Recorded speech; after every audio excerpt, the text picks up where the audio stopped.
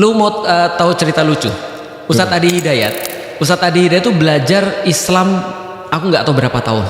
Dan dia pinter banget. Caranya adalah gimana caranya literasinya mereka naik. Nah ketika literasi mereka naik, agamanya jadi compatible buat mereka. Karena agama apapun bro, dipegang sama orang-orang yang nggak pinter, ini jadinya ngerusak. Itu benar. Itu kan ya. Apakah mereka ngebom? Apakah mereka bisa nyakitin orang lain? Dari segi sederhana nggak bisa untuk bisa padu dengan orang lain, nyari ribut terus. Nah itu kan orang agama tuh. Coba bayangin ya, tiba-tiba dia baru belajar 1-2 dalil, dia kemudian gunakan tuh untuk buat ribut sama temen-temennya. Nah, itu problemnya tuh. Kalau habis pintar ya, oke itu kalau itu mah PR panjang banget sih. PR panjang di banget. Indonesia tuh panjang banget bikin orang pintar. Lu mau tahu cerita lucu?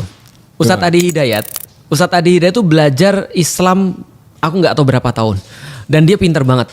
Artinya dia bisa inget seluruhnya itu bahkan sampai baris keberapa di halaman berapa. Itu hafalannya sampai di titik itu tuh. Nah itu Ustadz Adi Hidayat tuh. Dia belajar ya taruhlah kalau S1 5 tahun ya, 4 tahun 5 tahun. S2 misalnya taruhlah sekitar 2-3 tahun. S3 another 3 tahun misalnya. Ya sepanjang itulah dia belajar. Tapi tiba-tiba sama orang baru belajar 2 pekan, 3 pekan, dia bisa langsung bilang ini Ustadz yang nggak benar. Aku bilang ini kayak ada orang nggak bisa nyanyi tapi jadi juri orang nyanyi.